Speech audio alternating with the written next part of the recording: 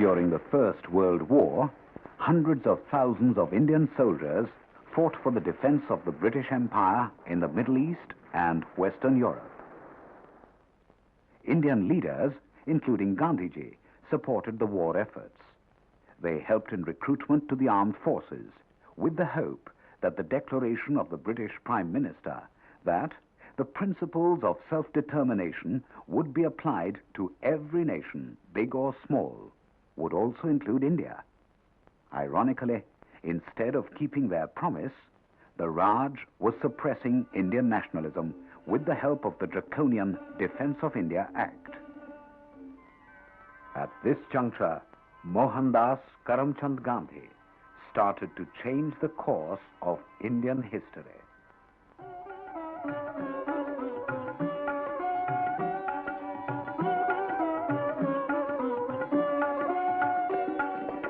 The success of Gandhiji's mission in Champaran created a sensation throughout India. Gandhi became a symbol of uncompromising truth, fearlessness, and non-violence. Jawaharlal Nehru has said, Gandhi influenced millions of people in India in varying degrees. He made the Congress democratic and a mass movement. Around this time, the Home Rule League had adopted self-government as its final objective.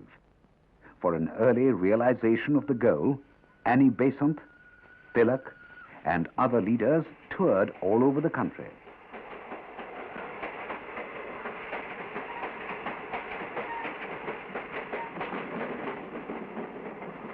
Annie Besant spelt out India's aspirations and the claims for Swaraj in her weekly Common Weal and the daily paper New India.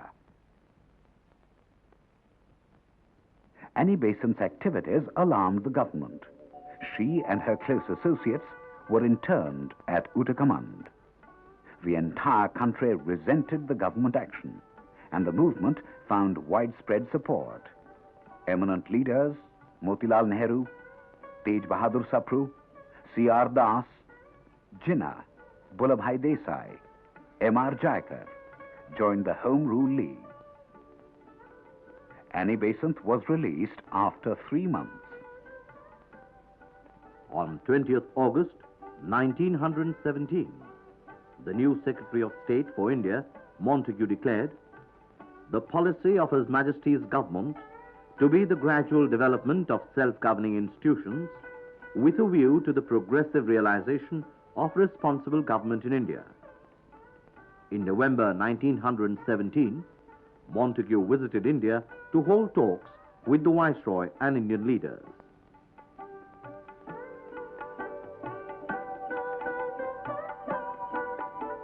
Annie Besant was elected president for the 1917 Calcutta session of the Congress. Gurudev Tagore headed the reception committee. The Congress demanded that a time limit be fixed for establishment of responsible government in India. Annie Besant declared that her fate was to see India free, to hear her hold up her head among the nations, and said, India shall soon be proud and self-reliant, strong and free.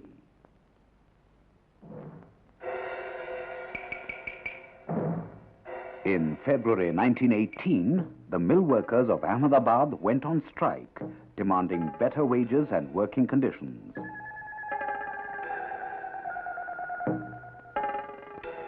Their trade union leader was Ansuyaban, sister of the leader of the mill owners, Ambalal Sarabhai.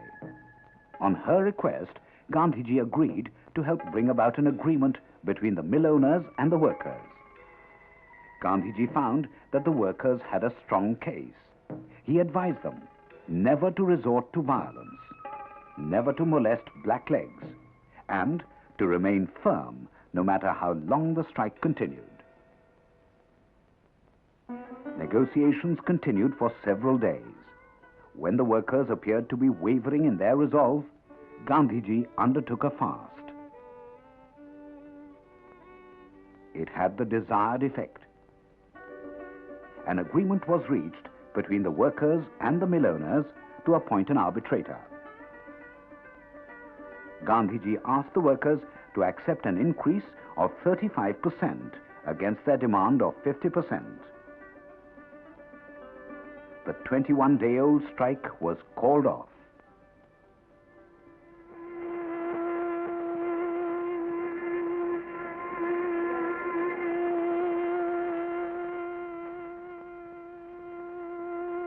There was crop failure in Kaira district of Gujarat due to heavy floods. Famine conditions were developing.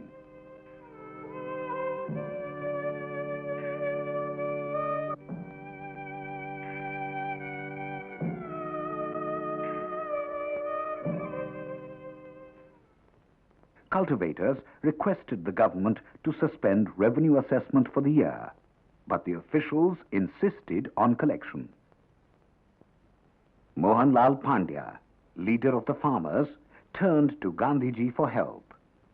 After visiting the villages, Gandhiji asked the authorities to hold an impartial inquiry. When it was rejected, Gandhiji launched Satyagraha, a no-tax campaign. Vallabhbhai Patel gave up his lucrative legal practice and joined Gandhiji, along with Shankaramlal Banka, Indulal Yagnik, and Mahadev Desai. The farmers signed a declaration that they will not pay any taxes.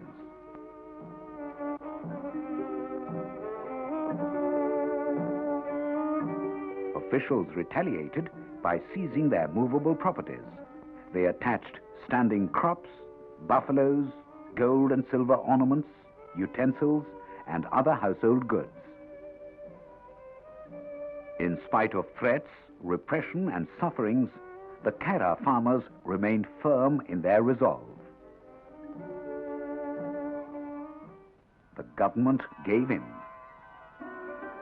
Gandhiji admired the people of Kaira for their fearlessness, unity, determination, and sacrifice.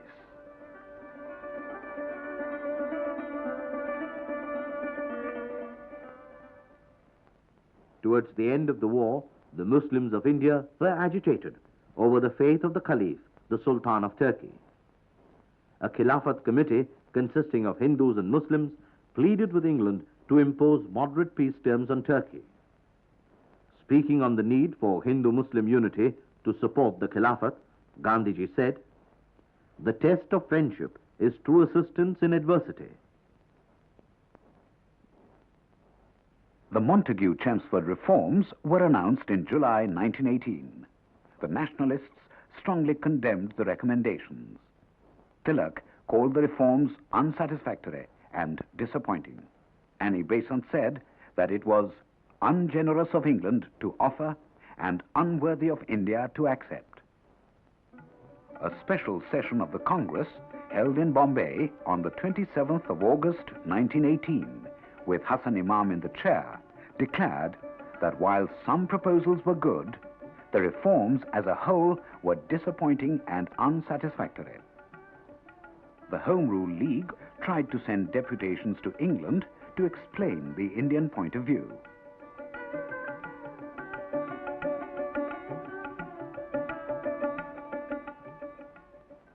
They were prevented by the British authorities. After the intervention of the Viceroy, Tilak was permitted to go. In London, he established contacts with a large number of members of the British Parliament.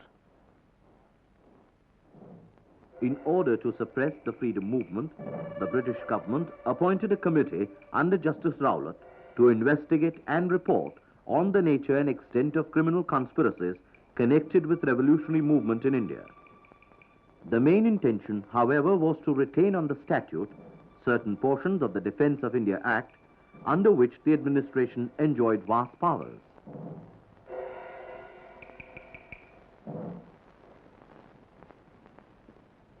The Rowlatt Act became operative on March the 21st, 1919.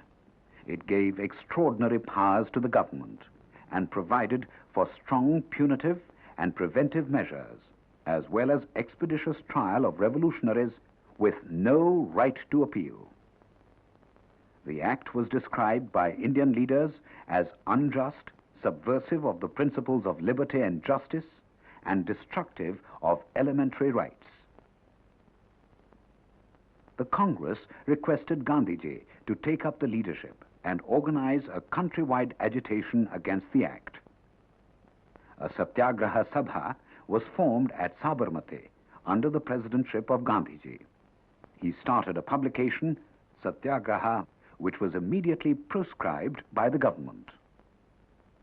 People signed a pledge which stated, "We shall refuse civilly to obey these laws, and further affirm that in the struggle we shall faithfully follow truth and refrain from violence to life, person, and property." Gandhiji announced that Satyagraha would be launched on the 30th of March, 1919. Although the date for the Hartal had been changed, various parts of the country observed it on the 30th of March.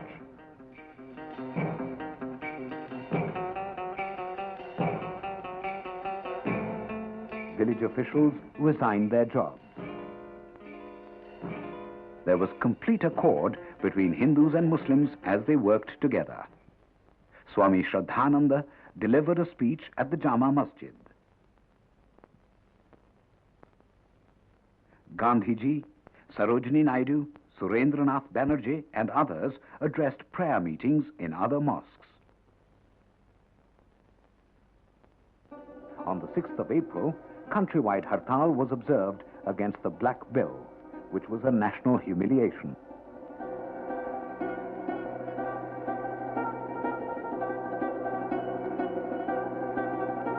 All activities were suspended. The administrative machinery was paralyzed.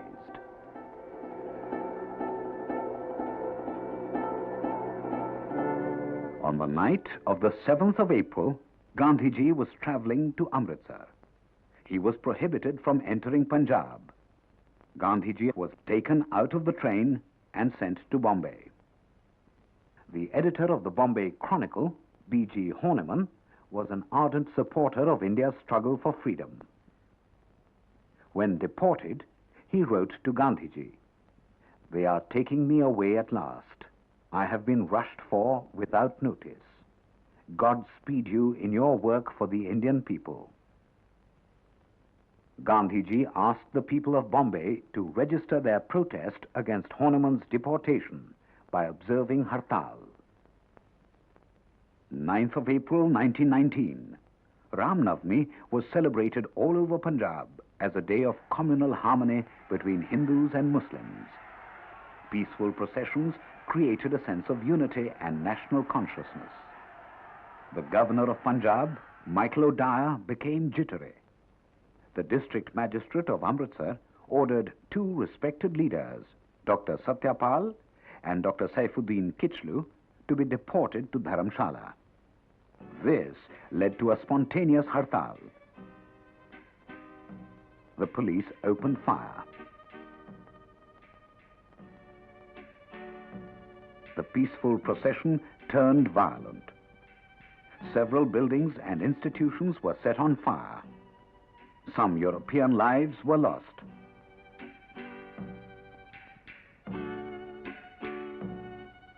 The governor handed over the city to the army. Major General Dyer clamped curfew on Amritsar. There were indiscriminate arrests and public floggings.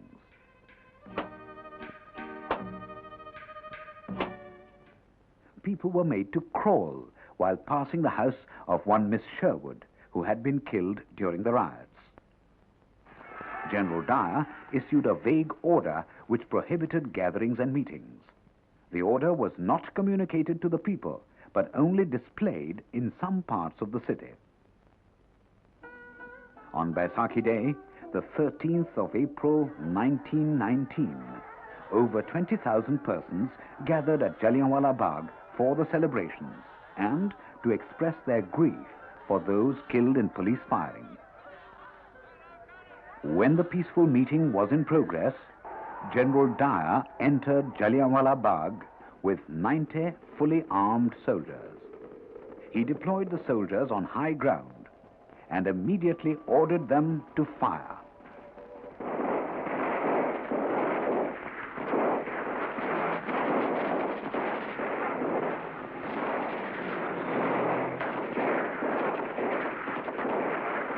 there was no escape route except a narrow passage.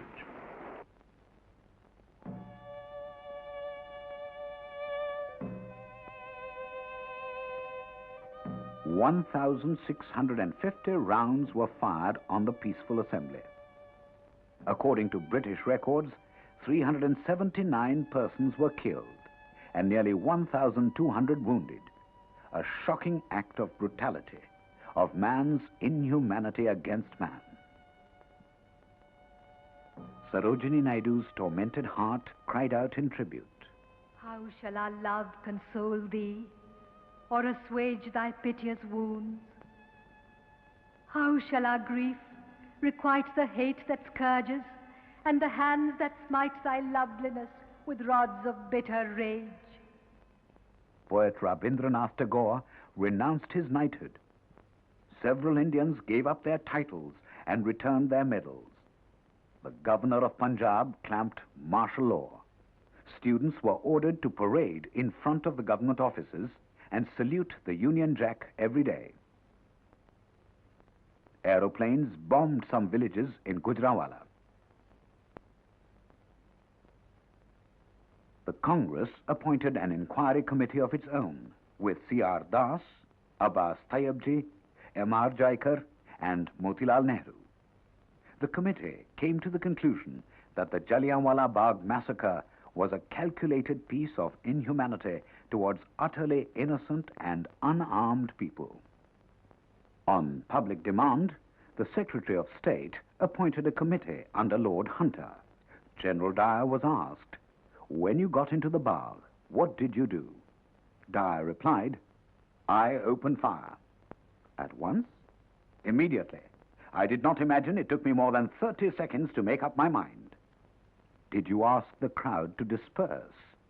"I merely felt that my order had not been obeyed and martial law was flouted. It was my duty to fire immediately." The European majority on the committee justified General Dyer's action, but the Indian members were highly critical of General Dyer's inhuman action. At the Amritsar Congress of 1919, Gandhiji wore a white cap, which was to become the uniform of our struggle for freedom. It came to be known popularly as the Gandhi cap.